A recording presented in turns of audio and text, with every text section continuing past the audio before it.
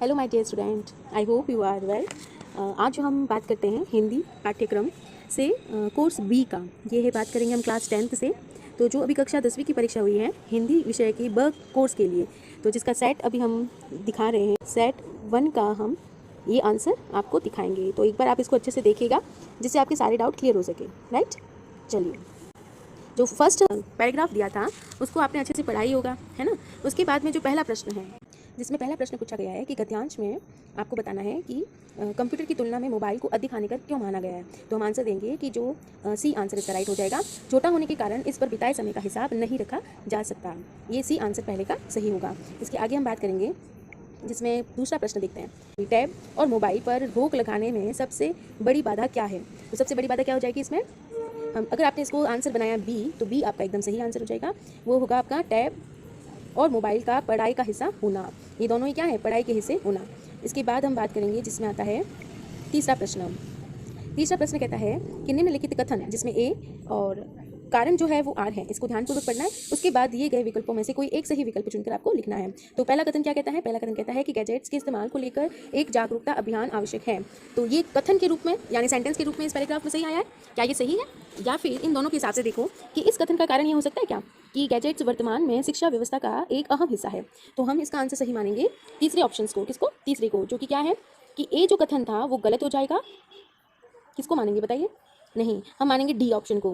क्या कहेंगे कि कथन ए तथा कारण जो है दोनों ही सही है, दोनों ही आपस में एकदम सही है, इसलिए इसका आंसर हो जाएगा डी।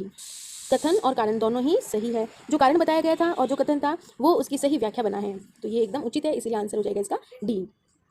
नेक्स्ट है फोर्थ नंबर, जिसमें कहा गया है उपलब्ध आंकड़ों के अनुसार किस देश के बच्चे अधिक फेसबुक का इस्तेमाल करते हैं। तो यहाँ आपने पैराग्राफ देखा होगा, तो वर्ड नहीं लिखा है कि जापान है, चीन है, भारत है या अमेरिका है, लेकिन पैराग्राफ को पढ़कर इसका अर्थ निकलता है भारत। तो ऑप्शन सी इज करेक्ट।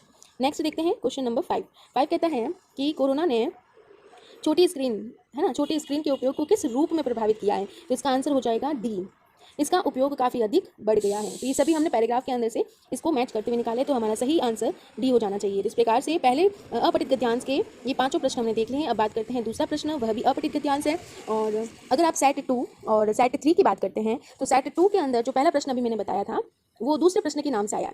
देखिए वापस से कि जो सेट जिसका हम प्रश्न बुकलेट जो है आपका प्रश्न संख्या जिसमें 411 इसके लिए और 413 इनके लिए ये प्रश्न नंबर पहला हम कर चुके हैं। जो दोनों में अभी मैंने बताया वही रहेगा। अब हम बात करेंगे प्रश्न 2। ये प्रश्न 2 होगा सेट 112 का। जो 2 यहाँ लिखा है उसका ये प्रश्न 2 है। जो अभी मैंने आपको ये बताया था पांचों प्रश्न वो सेट 2 के अंदर दूसरे प्रश्न के नाम से आए हैं। आगे बढ़े, ठीक है।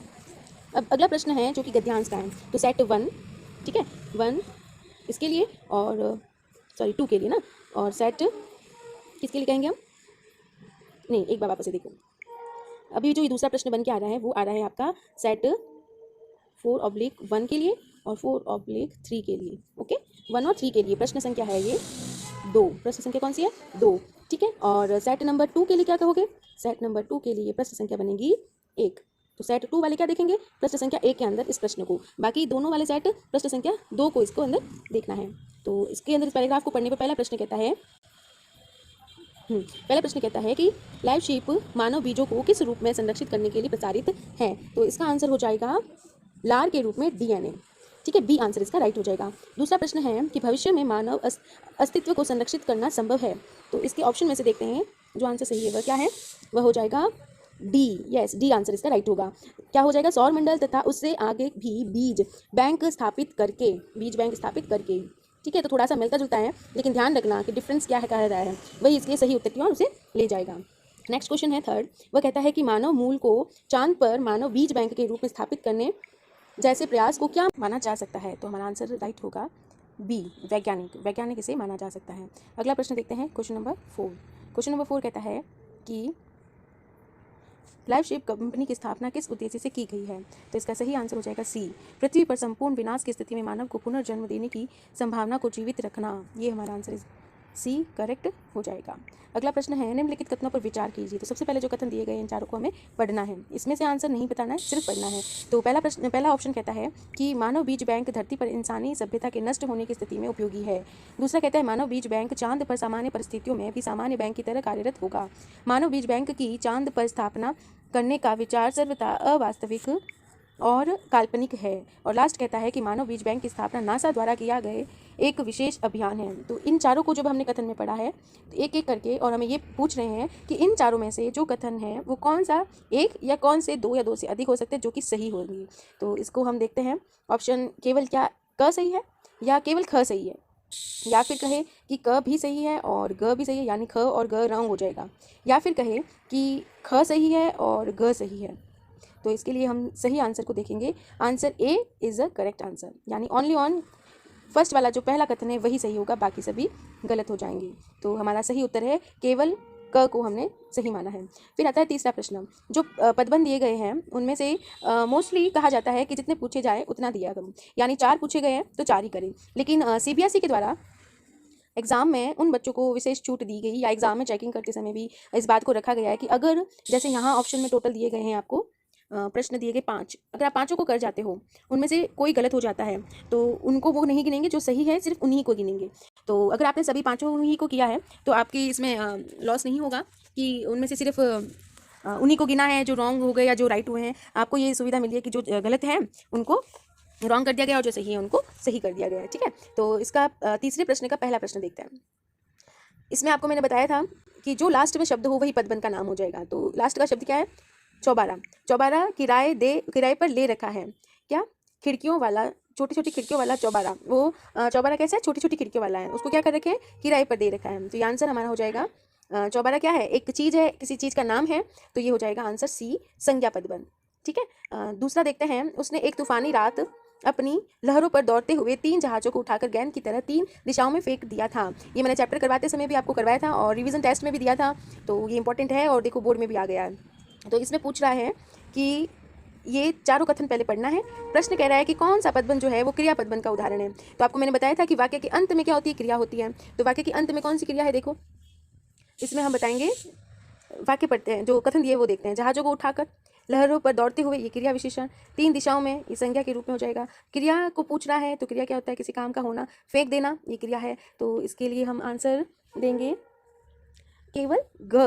तो क्या केवल घ को यहाँ लिखा गया है? हाँ, तो आंसर बी इज राइट, केवल घ। देखो ये जो ऑप्शन होते हैं ये पढ़ने के लिए होते हैं, ठीक है। और यहाँ पर आप देख रहे हो ये नीचे वाले, इसके अनुसार आपको आंसर शीट में उत्तर लिखना होता है। तो इनको पढ़ा आपने चारों को और आंसर आपको देखकर लगा कि केवल घ सही है, इसलिए आंसर हमने लिखा है बी, घ। ठीक है, अब बात करते हैं क्वेश्चन नंबर 3 की। 3 कहता है वे एशिया के सबसे बड़े 100 मैन के रूप में स्थापित हो चुके थे। इस वाक्य में क्रिया पदबंध बताना है। क्या बताना है? क्रिया पदबंध। तो क्रिया पदबंध के लिए क्रिया को देखो, सबसे लास्ट में क्या वर्ड है? स्थापित हो चुके थे। तो क्या इसमें से कहीं लिखा है? हाँ, यही लिखा है। तो ये हमारा क्या हो जाएगा? डी आंसर राइट हो जाएगा।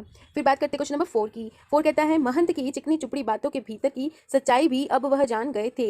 इसमें से आपको पदबंध का प्रकार पूछ लिया गया है, तो नाम बताना है। इस वर्ड को देखो, चिकनी चुपड़ी क्या होती है?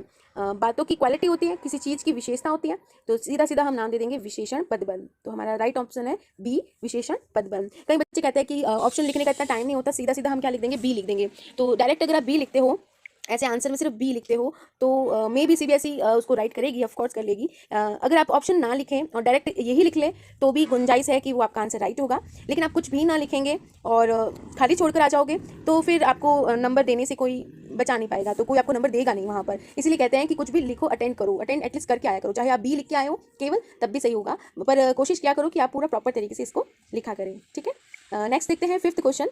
अपने बच्चों को न पाकर वे खामोश और उदास हो गए। इसमें आपको पूछा है रेखांकित पदबंध। तो जो रेखांकित पदबंध का ट्रिक मैंने समझाई, लास्ट वाला देखते हैं। वे किस में आते हैं? सर्वनाम में आते हैं। तो हमारा राइट आंसर हो जाएगा सर्वनाम पदबंध। क्या हो जाएगा? सर्वनाम पदबंध। ठीक है, okay, B is a correct answer. Next चलते हैं क्वेश्चन नंबर 4 की तरफ। 4 पे पूछा है कि रचना की दृष्टि से आपको वाक्य भेद बताना है। यही बात सेम मैं रिपीट करूंगी कि आपको 5 में से किन्हीं 4 पूछे हैं। डायरेक्ट आप 4 करते हो, 4 में से मान लीजिए आपके 3 सही होते हैं और एक गलत हो गया, तो आपको उस एक गलत की मतलब नुकसान को झेलना पड़ जाएगा। तो इसीलिए जितने प्रश्न 5 हैं 5 ही कर डालो। मैं यही कहूँगी कि 5 ही कर डालो। पहले पहले क्लास में ऐसा थोड़ा सा अंडरस्टैंडिंग रखी गई थी, लेकिन कभी कभी था कि एग्जामिनर को के ऊपर डिपेंड करता है। अगर वो रॉन्ग कर देगा तो हमारे लास्ट वाले रॉन्ग हो जाएंगे, और जबकि वो सही हुए तब भी वो उसको काट देगा, गिनेगा नहीं। लेकिन ऐसा सीबीएसई ने अभी इसको हटा दिया है, क्योंकि आपके मार्क्स यहाँ पर मिल पाए, ये चीज़ देखी गई है। तो आप आगे भी ध्यान रखना कि आप सभी कर लीजिएगा, ताकि उनमें से जितने राइट हैं वो काउंट हो जाए। अब ये कह रहा है प्रश्न कि भेद बताने वाक्य के हिसाब से रचना की दृष्टि से। तो वाक्य कहता है कि जब तमाम बच्चे खिलखिलाकर हंस पड़े तो वह शर्मा गया। इसमें से आपको पूछ रहा है कि भेद बताओ रचना की दृष्टि से, कौन सा भेद हुआ। ये बन जाएगा आपका जब और तो, ये जोड़ीदार शब्द किस में आते हैं, पहचान करो। हाँ, मिश्र वाक्य में। तो आपका सही आंसर है बी, मिश्र वाक्य। दूसरा प्रश्न है, मैं उनकी लताड़ सुनकर आंसू बहाने लगा। इसमें से आपको पूछ रहा है कि मिश्र वाक्य का रूप परिवर्तन कैसे होगा। तो इसको हमें चेंज करके बताना, 1 2 3 4 में से चेंज किया मिश्र वाक्य कौन सा है। तो वही अभी ऊपर देखा कि जोड़ीदार वाला, तो जोड़ीदार इसी में है, मिश्र में, और किसी में जोड़ी है नहीं। ये तो सरल में आ जाएगा, ये भी सरल में आ जाएगा, ये संयुक्त में आ जाएगा। तो मिश्र वाक्य के लिए आंसर हो जाएगा डी, करेक्ट आंसर। ठीक है, अगला देखते हैं। तीसरा प्रश्न कहता है कि रचना की दृष्टि से आपको वाक्य भेद बताना है। ठीक है, तो वाक्य भेद में आपको जो कथन दिए गए हैं उनमें से आपको असत्य कथन जो दिख रहा है उसको निकालना है। याद रहे, प्रश्न में कह रहा है असत्य कथन को आपको निकालना है। तो पहला वाक्य है, मिश्र वाक्य में एक प्रधान उपवाक्य के साथ में आपका आश्रित उपवाक्य होता है। हाँ, तो ए सही कह रहा है, यानी सत्य कथन है। दूसरा है, वाक्य रूपांतरण वाक्य को रचना की दृष्टि से एक रूप से दूसरे रूप में परिवर्तित करता है। हाँ, बिल्कुल, ये भी सही है। संयुक्त वाक्य में प्रत्येक वाक्य यानी पहला और दूसरा जो वाक्य है उसका अपना स्वतंत्र अस्तित्व होता है। हाँ, इसका भी और इसका भी, ये भी सही है। चौथा कहता है कि वाक्य का रूप परिवर्तन करते समय उसका अर्थ भी परिवर्तित होता है। नहीं, इसका अर्थ परिवर्तित नहीं होगा, उसका रूप बदल जाएगा। यानी ये जो जिस रूप में है वो अगले रूप में बदलाव इसका होगा, लेकिन मीनिंग नहीं बदलेगा, मीनिंग एज इट इज रहेगा। तो असत्य कौन सा होगा, डी ऑप्शन। तो राइट आंसर क्या है हमारा, डी। नेक्स्ट क्वेश्चन चलते हैं 4th नंबर। 4th नंबर कहता है कि निम्नलिखित वाक्य में से सरल वाक्य नहीं है। तो सरल वाक्य की पहचान के लिए हम देखे थे से, पर, इस तरह से शब्दों का प्रयोग हम बीच में जोड़ेंगे। तो 2 क्रिया किसमें आई है, एक यहाँ पर क्रिया है, एक यहाँ पर। तो ये तो सरल नहीं हो सकता, क्योंकि 2 अलग अलग क्रिया है, और यहाँ पर युग्म शब्द बना है, तो ये तो हो जाएगा मिश्र वाक्य, इसलिए ये सरल नहीं है। मुझे तुम्हारी इस कम अकली पर दुख है, तो ये भी क्या है, एक सरल वाक्य है। भाई साहब अब बहुत कुछ नरम पड़ गए थे, ये भी सरल है। सहसा बड़े भाई साहब से मेरी मुठभेड़ हो गई, एक ही क्रिया है। तो ये सभी सरल हो जाएंगे, लेकिन पूछ रहा है कि नहीं कौन सा है, तो इसीलिए ए ऑप्शन इसका राइट हो जाएगा। 5वें प्रश्न की तरफ बढ़ते हैं। मेरे सयाना होने पर मेरी पहली दोस्ती हरिहर काका के साथ हुई। इस वाक्य के अंदर आपको इसका भेद बताना है। ठीक है, तो भेद कौन सा है, पर किसके अंदर आता है, मैंने आपको बताया था कि सरल के अंदर आता है। सरल वाक्य बनाते समय 2 क्रिया होगी, और जो पहली क्रिया होगी उसके साथ में हम पर जोड़ देंगे। ठीक है, से, पर, ये हम सरल के अंदर जोड़ते हैं, इसीलिए इसका राइट ऑप्शन क्या हो जाएगा, सरल वाक्य बी।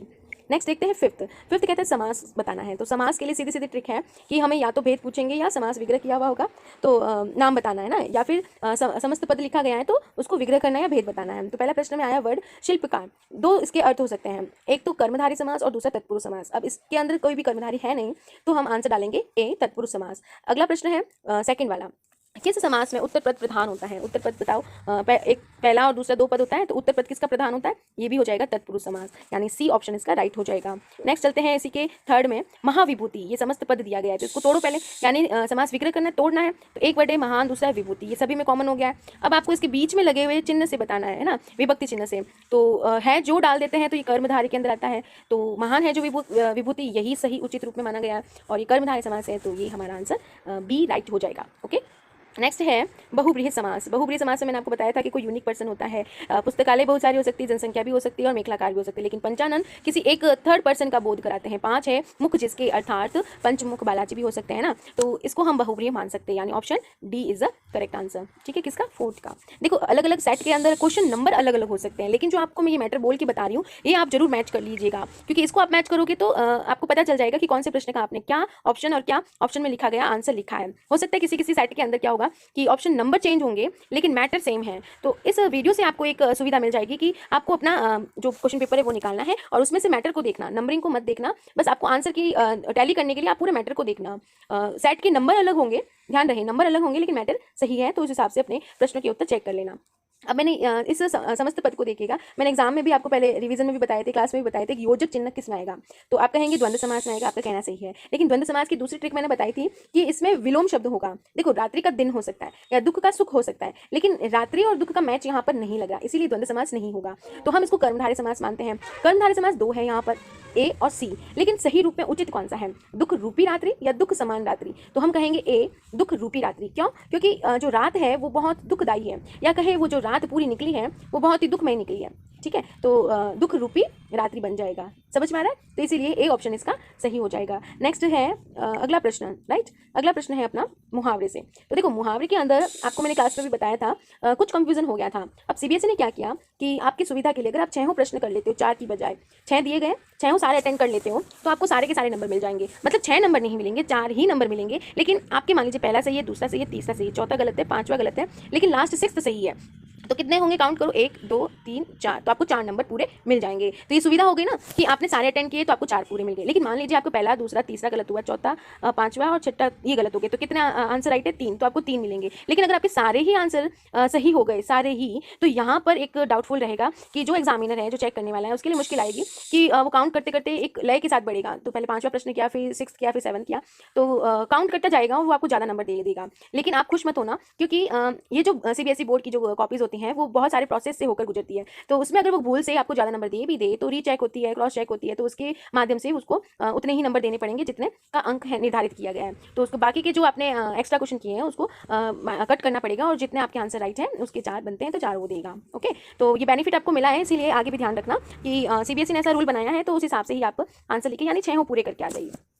फिर चलता है पहला प्रश्न, कहता है कि तीर मारना, इसके अंदर आप देखोगे अर्थ कौन सा है। तो तीर मारने का अर्थ कौन सा हो जाएगा, बताओ, बड़े काम करना या बड़ा काम करना, है ना। तो आंसर ए जो है इसका राइट ऑप्शन में आ जाएगा। ठीक है, अब युग्म पर विचार करना। युग्म क्या होती है, जोड़ी होती है। एक की जोड़ी बनाइए, घमंड दिखाना। तो एक का अर्थ मतलब हैकड़ी दिखाना, यानी घमंड दिखाना। क्या ये सही है? अभी देखो, इसको पढ़ना है, इस तरह के प्रश्न को समझना थोड़ा जरूरी हो जाता है, थोड़ा मुश्किल भी होता है। तो एक बार देख लीजिएगा, ऐसे को एक बार रीडिंग करना, यहाँ तक ये रीडिंग प्रोसेस है। अब ये ऑप्शन पूछे गए हैं, तो इसमें से आपको बताना है, इनको देखकर, ये पूरी चीज़ को देखकर यहाँ से ऑप्शन मानना है। तो क्या ये इसका जोड़ीदार है? नहीं, हाँ, नहीं लग रहा है। क्या ठंडा पड़ना यानी शांत होना इसका जोड़ीदार है? देखो, हम कह सकते हैं कि प्रश्न के अंदर एक बार रीडिंग लगा लिया करो सभी के। फिर कहता है कि गलत कौन सा है, हैकड़ी दिखाना यानी घमंड दिखाना, ठंडा पड़ना यानी शांत होना, बिल्कुल शांत होना, सिर फिरना, अस्वस्थ होना, नहीं, ये नहीं लग रहा है। पहले एक बार और आगे देखते हैं। बाट जो होना यानी वास्तव में प्रतीक्षा करना, ये भी ठीक है। तो अब ऑप्शन देखते हैं, क्या ये सेकंड गलत है? नहीं, तो ये रॉन्ग हो जाएगा। क्या थर्ड गलत है? हाँ, ये हमें लग रहा है। ठीक है, एक बार और आगे देखते हैं। फर्स्ट और सेकंड गलत है? नहीं नहीं, फर्स्ट और सेकंड गलत नहीं हो सकता, तो ये भी रॉन्ग हो गया। थर्ड और फोर्थ गलत है? थर्ड तो मान के बैठे हैं, लेकिन फोर्थ गलत नहीं है, इसलिए ये भी रॉन्ग हो गया। तो हमें क्या पता चला कि B is a correct answer, यानी केवल और केवल थर्ड ऑप्शन जो है वो गलत होगा। तो ऑप्शन हमें डालना है बी, केवल थर्ड लिखना है। ऐसे ही दूसरा देखते हैं, अस्तित्व को समाप्त कर देना। यहाँ पर अर्थ दिया है, इसका मुहावरा कौन सा होगा? तो इसका मुहावरा हो जाएगा बी, नामो निशान मिटा देना। इस बार अच्छे से मुहावरे आए हैं, आपको पूरी गुंजाइश है कि पूरे नंबर ला सको आप। अब ये फिलअप वाले भी मैंने आपको क्लास में कराया था कि ये भी पूछे जा सकते हैं इस तरह से कि वह पहले भी कई बार पुलिस की डैश है। तो इसमें कौन सी चीज़ एकदम सटीक बैठती है मुहावरे के रूप में? जमा चौकड़ी मचाना, धमा चौकड़ी मचाना, तार तार करना, सिर पर कफन बांधना, आंखों में धूल झोंकना। तो पुलिस की आंखों में क्या करेगा? धूल झोंकेगा। तो सही ऑप्शन क्या हो जाएगा? डी। डी हमारा सही ऑप्शन हो जाएगा। फिर अगला है बेकार वस्तु के लिए उपयुक्त मुहावरा। जो बेकार वस्तु होती है उसके लिए सही चीज़ क्या है?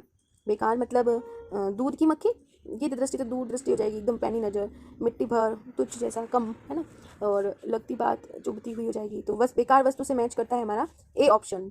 तो A option is the correct answer. Okay, next है 6 नंबर, मेरे दर्जे में आओगे लाला तो ये सही आंसर हमारा हो जाएगा पापड़ बेलना। ठीक है, ये आंसर इसका राइट है। अगला क्वेश्चन देखते हैं। अगला प्रश्न है जो पठित पद्यांश दिया गया है। तो पद्यांश आपकी कविता में से ही है, इस पद्यांश को आपने अच्छे से देखा होगा। इसका पहला प्रश्न कह रहा है कि काव्यांश में जो रावण शब्द आया है, रावण किसका प्रतीक है?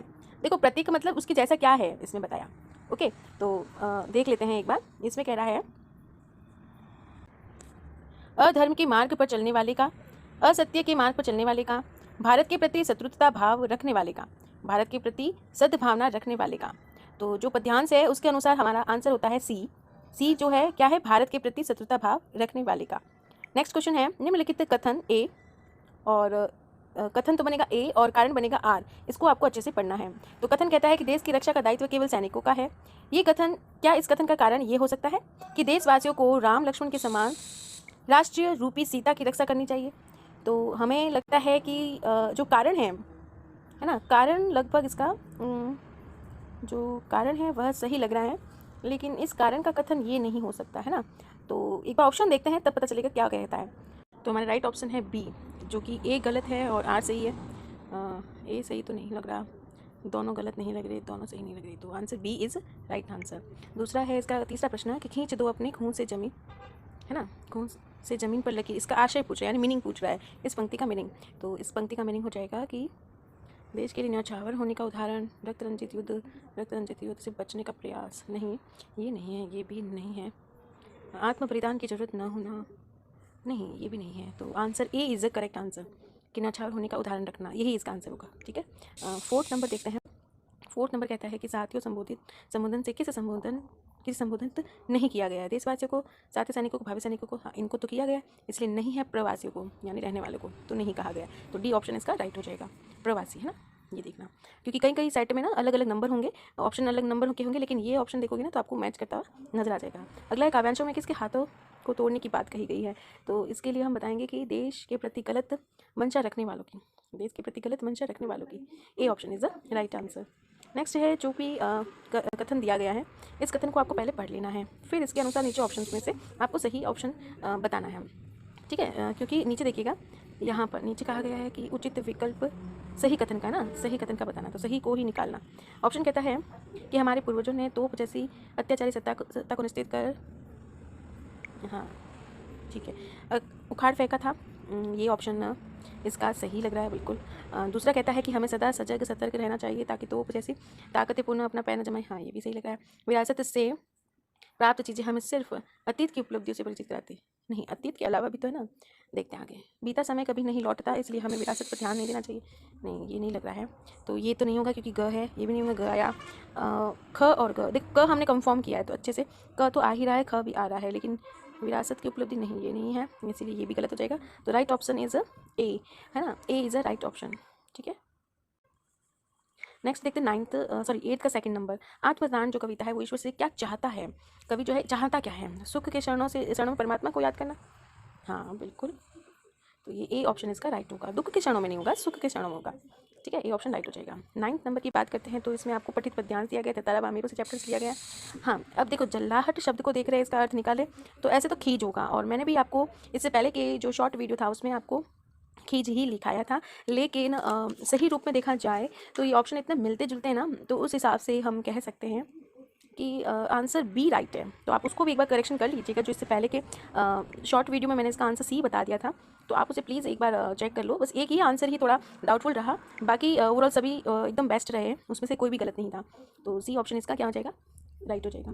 ठीक है, नहीं होकर बी ऑप्शन राइट होगा। ठीक है, बी ऑप्शन। अब नेक्स्ट देखते हैं सेकंड वाला। सेकंड कहता है कि वामिरों के प्रति प्रेम से वह व्याकुल हो रही थी, है ना, व्याकुल हो रही थी। बी सही है, क्यों प्रयास कर रही थी, क्योंकि वो व्याकुल हो रही थी। नेक्स्ट तरह का व्यक्तित्व वामिरों के लिए था मनोनुकूल, है ना, मनोनुकूल, मन के अनुसार था ना, मन के अंदर ही वो उसमें उसके अनुसार सोच रही थी। 9th का 4th है, हाँ इसका ऑप्शन हो जाएगा सी, दूसरे गांव के वर। देखो ये कंफ्यूजन है, इसलिए दूसरे गांव के वर यानी दूल्हा और कन्या का विवाह संबंध, ये इसका विरोध कर रहे थे, इसलिए option C is correct answer. 5th में भी वही कथन और कारण पूछा है। वामिरों ने तातारा को भूल जाना ही श्रेष्ठ कर समझा, वह बेहद शांत सभ्य और भूला था। ये पहले ऊपर वाली पंक्तियों में आ चुका है, लेकिन पूछ रहा है कि सही कौन सा है, तो सही हम बताएंगे इसमें से आपको।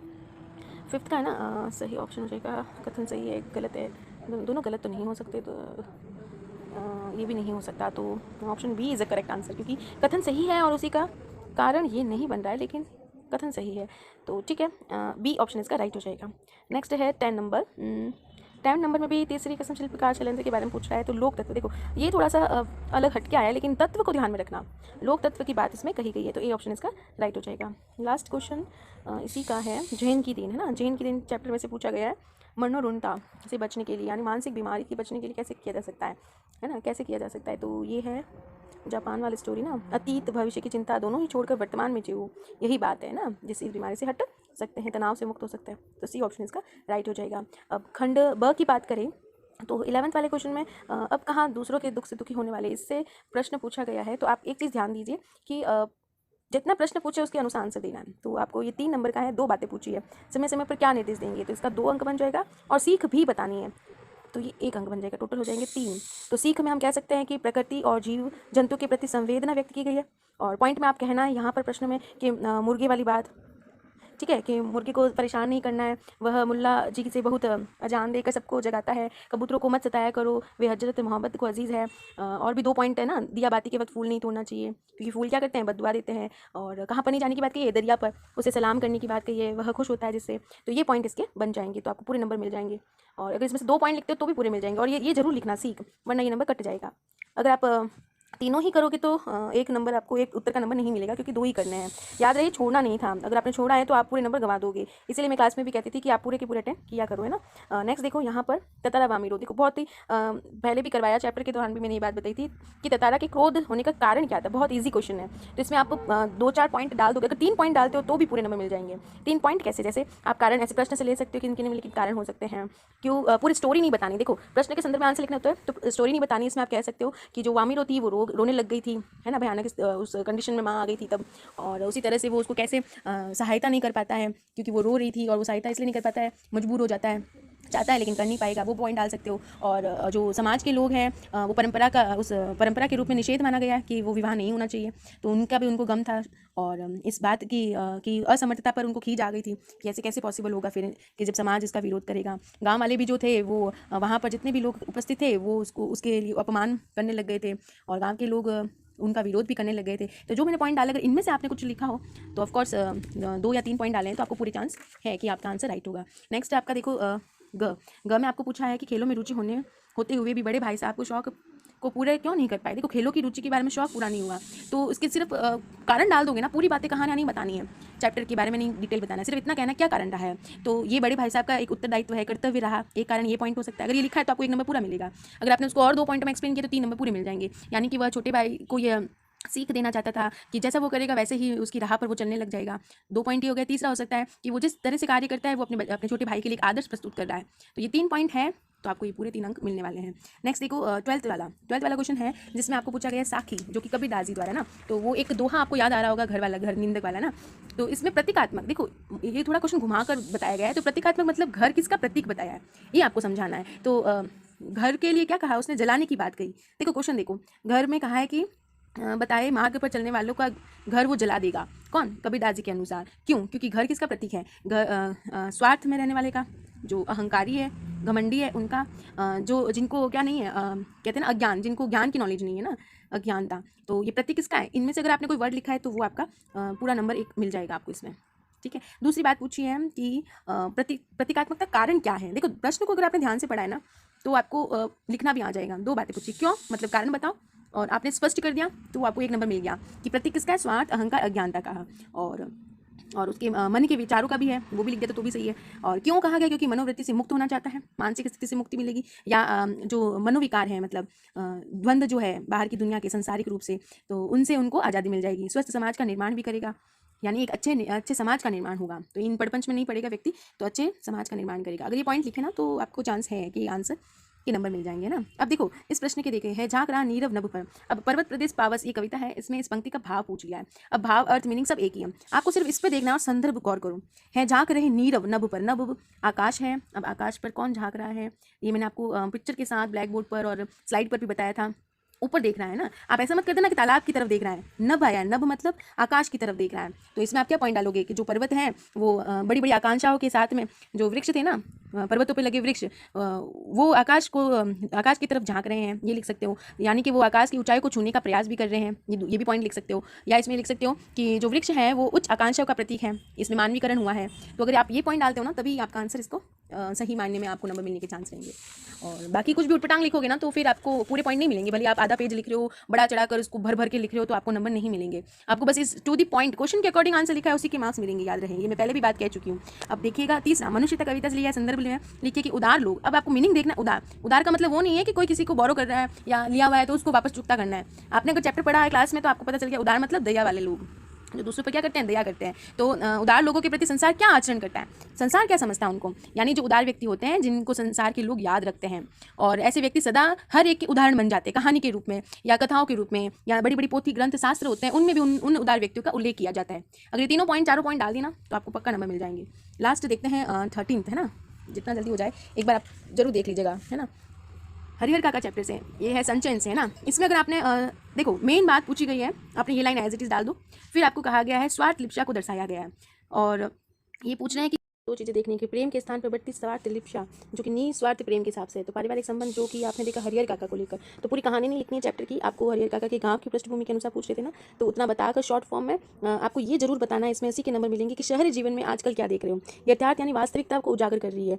तो ये कहानी जो हरिहर काका में हमने देखी कि एक परिवार जो हरिहर काका का था वो आपस में निस्वार्थ भाव से जो प्रेम रखता था, लेकिन वो धीरे धीरे स्वार्थ लिप्सा स्वार्थ में बदल गया, तो अपने ही स्वार्थी होने लग गए। तो आजकल के शहरी जीवन में क्या हो रहा है वो आपको बताना है कि हम देख रहे हैं कि परिवार में, एक ही परिवार में सभी लोग रह रहे हैं, लेकिन एक दूसरे के साथ वो प्रेम जो है वो स्वार्थ से भरा हुआ है। उनमें जो प्रेम पहले हुआ करता था वैसा नहीं रहा है, क्योंकि शहरीकरण ने क्या किया, आधुनिकीकरण किया है, ज़माना भी बदल गया है, सारी टेक्नोलॉजी आ गई है, शहर में उद्योग हर चीज़ सुविधा फैसिलिटी सब हो गई है, तो जिससे लोग कम से कम समय में आसानी से हर चीज़ों को उपलब्ध करा देते हैं, अपनी दुनिया में अपने लिए जीना ज़्यादा पसंद करते हैं, अपने अपने घर के परिवार के मेंबर के साथ नहीं, तो आस पड़ोस दुनियादारी में वो कब देखेंगे। तो ये शहरीकरण के रूप में आपको इस पॉइंट को समझाना है कि यथार्थ को इनका यथार्थ वास्तविक जीवन में शहरीकरण में पारिवारिक संबंध कैसे बन रहा है, क्या वो स्वार्थ लिप्सा की तरह है या नहीं है, ये आपको अपनी ओन लैंग्वेज में समझाना है। और यहाँ पर देखो कुछ बच्चे क्या करेंगे कि सपनों के से दिन जो चैप्टर है ना, इसमें ओमा शब्द लिखा है, कई बच्चे क्या करते हैं पढ़ते पढ़ते ध्यान से पढ़ते नहीं है, आम शब्द पढ़कर आम व्यक्ति की तरह उसको एक्सप्लेन कर देते, तो वो उनका टाइम भी वेस्ट हो जाता है और लिखा हुआ भी बेकार जाता है।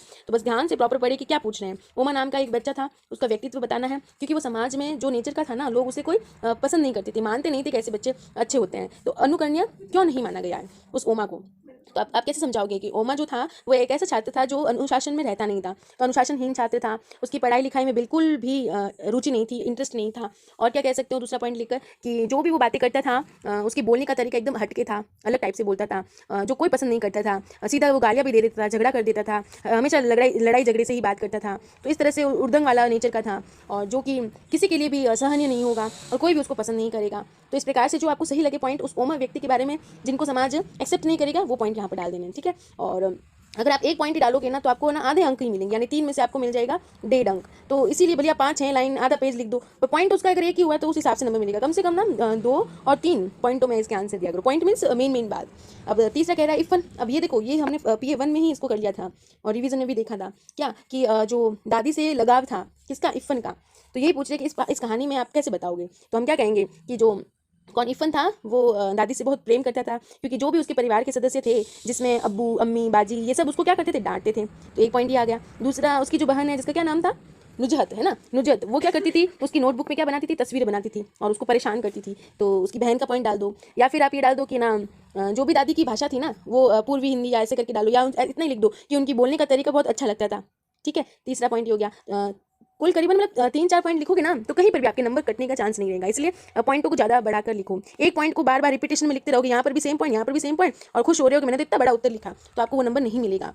तो ये याद रखो कि सीमित लिखो और पूरा प्रॉपर लिखो, ठीक है। अब आगे देखो, इसमें चौथा पॉइंट ये डाल सकते हो कि जो दादी थी ना वो उसको कहानियाँ सुनाती थी, ठीक है, अच्छे से रखती थी, ख्याल रखती थी, ये सब।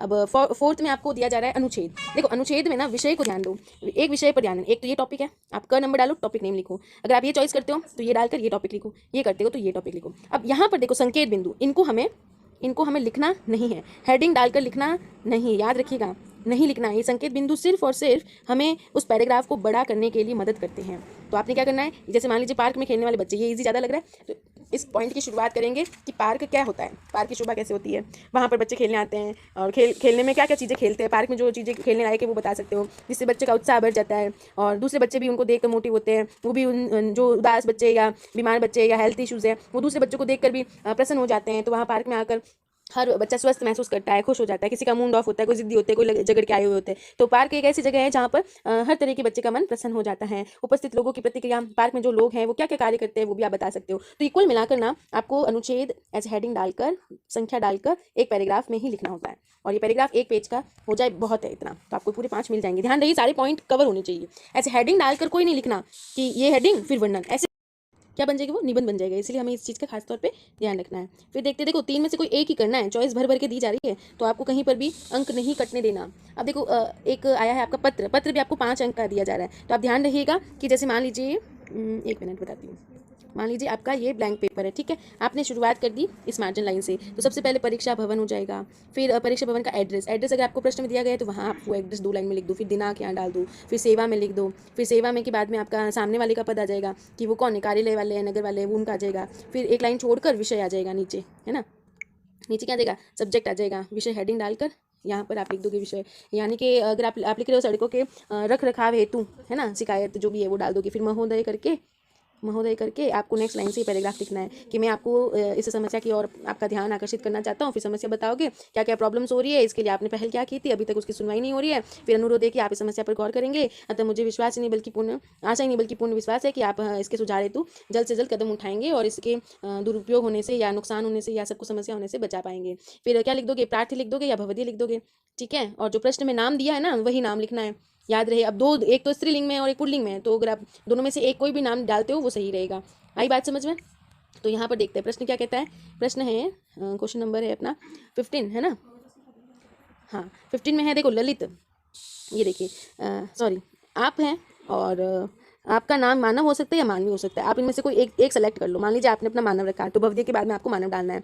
ललितपुर निवासी है, यानी परीक्षा भवन जो लिख रहे हो ना उसके नीचे ललितपुर निवासी आ जाएगा, ठीक है। फिर इसने कहा है कि अपने क्षेत्र की सड़क, ये वाला हेडिंग आ जाएगी किसमें, विषय के अंदर आ जाएगी कि सड़क के रख रखाव जो है वो खराब होने की असुविधा के बारे में अनुरोध, ठीक है। किसको करें, नगर निगम। नगर निगम का वो कब डालेंगे, जब हम क्या लिखते हैं, सेवा में लिखते हैं, सेवा वाली लाइन लिखते हैं ना, सेवा में कौन, श्रीमान नगर निगम अधिकारी, फिर च नगर, फिर आप सब्जेक्ट डालोगे। ऐसे अगर आपने बी वाला सेलेक्ट किया है तो आपको क्या कहा है, प्रयाग निवासी, देखो सीधा सीधा नाम दिया प्रयाग निवासी, तो परीक्षा भवन के बाद में प्रयाग लिखोगे, फिर दिनांक लिखोगे, फिर लाइन छोड़ोगे, फिर सेवा में लिखोगे। फिर आपको बताया आप या तो रितेश हो या रीता हो, तो जब पत्र एंड होता है ना, जब आप भवदी लिखते हो ना नीचे, तो वहाँ पर या प्रार्थी लिखते हो तो वहाँ पर या तो ये बनाओ अपने आप को या फिर ये बनाओ, ठीक है, लास्ट के लिए। और उसके बाद में कहा है कि आपका फेसबुक अकाउंट जो है वो हैक हो गया, ये कारण है, तो आप विषय में क्या लिखोगे कि फेसबुक अकाउंट हैक होने के दुरुपयोग से बचाव हेतु या शिकायत करने हेतु, ठीक है। साइबर सेल को लगभग इतने शब्द में लिखिए। तो साइबर अधिकारी का नाम ऊपर डाल सकते हो, सेवा में साइबर अधिकारी, ठीक है, इसको भी यहाँ पर प्रश्न में दे दिया गया है। तो सारे टॉपिक का नाम जो है ना वो प्रश्न में आसानी से दिए गए, बस आपको सिर्फ प्रश्न ध्यान से पढ़ना है, आपको अच्छे से सारी चीज़ क्या हो जाएगी, कवर हो जाएगी, है ना। चलिए, तो पत्र के आपके पूरे नंबर फॉर्मेट से ही पूरे बनेंगे। अब देखो इसमें भी नाम दिए गए हैं, देखो यह है सूचना 4 अंक की, तो फ्रेम आपको लास्ट में बनाना है, यहाँ पर टाइटल लिखना है, यानी कि संस्था लिखनी है। संस्था यहाँ पर देखिए बाल विकास विद्यालय, तो ये यहाँ पर आ जाएगा।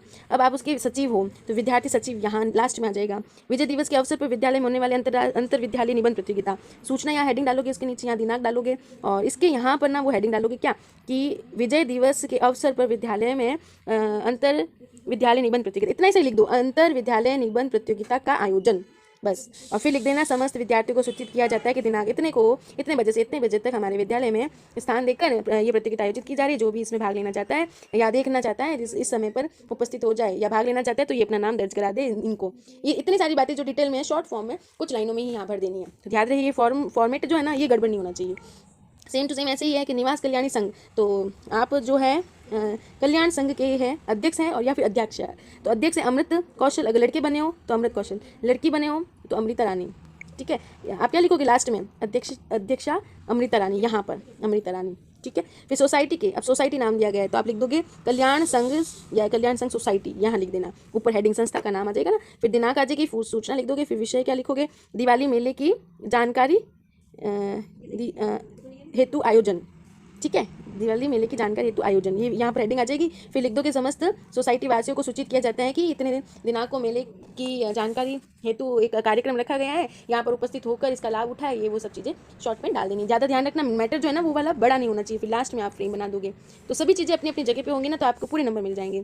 फिर देखो 17 वाला विज्ञापन, विज्ञापन देखो सबसे इंपॉर्टेंट बात देखी जाती है, आकर्षक होना चाहिए, और जो टॉपिक है उसको आपने ऊपर टाइटल में लिख देना है। अब इसको लिखा है तो ऊपर टाइटल में आ जाएगा। पिक्चर आपको बना लेनी है, सोलर कुकर का बना, देखो प्रेशर कुकर नहीं है, सोलर कुकर है, याद रहे। अगर आप प्रेशर कुकर के बारे में लिख रहे हो तो थोड़े नंबर कट जाएंगे आपके। और कचरा प्रबंधन के हिसाब से जागरूक करें लोगों को, तो उसको बढ़ा चढ़ाकर पॉइंटों में कुछ मोटिवेशन के रूप में बताना है, ठीक है, आ रहा है समझ में। और ऐसे ही यहाँ पर अगर आप सोलर कुकर के बारे में बता रहे हो तो ये कंपनी का नाम दिया गया है, तो सोलर कुकर यहाँ लिखो और बड़ा बड़ा फॉन्ट में आप लिखो सूर्य रश्मि, ठीक है, और छूट लिख दीजिए, कि इतने प्रतिशत, या ऑफ़र लिख दीजिए, ऑफ़र डिस्काउंट लिख दीजिए 50% डिस्काउंट, ऑफ़र, सेल। सेल तो नहीं डालना है क्योंकि सेल का पूछा नहीं, लेकिन आप अगर कुछ करना चाहे तो डाल दो, या एक के बदले एक मुफ्त डाल दो। याद रहे लास्ट के अंदर है ना, यहाँ पता और फ़ोन नंबर ज़रूर डालना, जो कि मैंने कुछ अंक तो बताए हैं, ठीक है। जैसे 4 अंक आप लिख देते हो, बाकी के अंक आप क्या कर दो, क्रॉस क्रॉस ऐसे कर दो, ठीक है। 6 अंक पता, अब ब स नगर लिख देना। अगर यहाँ पर पता दिया होता तो वही लिखते, लेकिन नहीं दिया है तो यही लिखना है, ओके। और नेक्स्ट देखते हैं संगति का फल। देखो प्रश्न को ध्यान से पढ़ो, संगति का फल पूछा है। कई बच्चे संगति लिख तो रहे हैं लेकिन मैटर के अंदर क्या कर देंगे, वो पढ़ेंगे नहीं ध्यान से। तो एक बार क्लास टेस्ट लिया था तो एक बच्चे ने क्या किया, संगति को ना संगीत पढ़ लिया। क्या पढ़ लिया, संगीत। तो पूरा जो उसने कहानी बनाई ना, लघु कथा, वो संगीत से रिलेटिव बनाई। तो ये आपके लिखा हुआ भी मैटर और टाइम श्रम सब व्यर्थ जाएगा, तो 0 अंक मिलेंगे आपको। इसलिए ध्यान रहे कि जो आप लिख रहे हो, देख रहे हो, उसको सही मीनिंग में पढ़ो भी, ठीक है। तो क्या करना है, टाइटल डालना है। आपने क्या करना है, टाइटल संगीत का फल यहाँ आ जाएगा। फिर आपने पूरी कहानी बनानी है कि एक ये था, एक वो था, उसके अंदर वो पूरा आंसर लिखकर सीख जरूर लिखना, वरना 1-2 नंबर आपके, 1-1.5 आधा नंबर कट जाएगा। कि एक लाइन में, एक वाक्य में सीख जरूर लिखना, ये आपका एंडिंग पॉइंट होगा। अगर आप ईमेल लिख रहे हो, इन दोनों में से ये करना है। ईमेल लिख रहे हो तो आप ये जरूर लिखिए कि मैंने ख वाला ईमेल लिखा है, ठीक है। अब ईमेल का प्रारूप क्या होता है, प्रेषक, प्रेषिती, ऐसे, फिर सीसी, बीसीसी, इस तरह से डालो। इसको ब्लैंक छोड़ दो, प्रेषक, प्रेषिती इंग्लिश में ही लिखो। देखो आपको बताया है रोहन या रोहिणी बनाया है, तो ये तो रोहन रोहिणी सबसे लास्ट में आएगा। हम लास्ट में लिखेंगे भवदीय रोहन रोहिणी। अब सब पुस्तक भंडार, इसके मैटर में लिखेंगे कि महोदय जी हम अब सब पुस्तक भंडार के प्रबंध को लिख रहे हैं, तो यहाँ पर लिख दो अब सब पुस्तक भंडार, इंग्लिश में लिखो PUSTA, क्योंकि ना जो ईमेल आईडी होती है ना वो इंग्लिश में ही होती है ना, इसलिए। और ये जो अबस वाला है ना, वो यहाँ लिख देना, अबस पुस्तक भंडार प्रबंधक महोदय। फिर अपना मैटर शुरू करना कि निम्नलिखित में मेरा पता दिया गया है और ये मैं पुस्तकें मंगवाना चाहता हूँ। उसकी सूची इस प्रकार है, नंबर 1 2 3 3 4 ऐसे करके दे देना। कक्षा डाल सकते हो, मनोरंजक की डाल सकते हो, जो चाहो वो नाम डाल दो, कहानियों किताबों के नाम डाल दो, कितनी लिपि चाहिए, कितनी बुक चाहिए, वो संख्या डाल दो कि संचयन की इतनी चाहिए, कहानियों की इतनी चाहिए, ऐसे करके पूरा एक टेबल बनाकर लास्ट में आप लिख दो कि जल्द से जल्द इस पते पर भेजें। उम्मीद है कि आप इस पते पर जल्द से जल्द भेजेंगे प्रार्थी। और क्या नाम लिखोगे, या तो रोहन दास लिख देना जो प्रश्न में दिया है, या फिर रोहिणी दास में से कोई एक लिख देना लास्ट में। और अगर आपने दिनांक विनांक डाली है तो ऊपर जैसे पत्र में डालते वैसे भी डाल सकते हो, या ईमेल में सबसे लास्ट में डाल सकते हो, दोनों ही सही रहेगा, कोई भी कर सकते हो, कोई फिक्स नहीं है ना। तो आई होप आपको जो भी मैंने पेपर पैटर्न बताया है आपको इतना जरूर समझ में आया होगा कि जो भी सेट हैं, सेट चाहे 1 हो, 2 हो या 3 हो, यानी कि 4 के साथ में, 4 वाला जो है सेट, 4 के ऑब्लिक में अगर आपको आ रहा है कि 2 के साथ में 1 सेट हुआ, या फिर 4 के साथ 2 सेट हुआ, या फिर 4 के साथ 3 सेट हुआ, या फिर इनके अलावा आपको मिल जाता है मान लीजिए 4 1 1 4 1 2 4 1 3। तो आपको बस इतना ही करना है कि जो भी मैंने ये पेपर बताया है उसके ऑब्जेक्टिव क्वेश्चन ना ऊपर नीचे चढ़ सकते हैं और कुछ कुछ सिमिलर हो सकते हैं। तो एक बार अपने प्रश्न से थोड़ा सा टैली कर लीजिए, तो आपको हेल्प मिली है वास्तव में। तो लाइक शेयर कमेंट जरूर कीजिएगा, और कोई डाउट है तो जरूर पूछना। जरूर मैं इसका वीडियो बनाने में लेट हो गई थी, थोड़ी बिजी हो गई थी इसलिए। तो फिर मिलेंगे हम, धन्यवाद।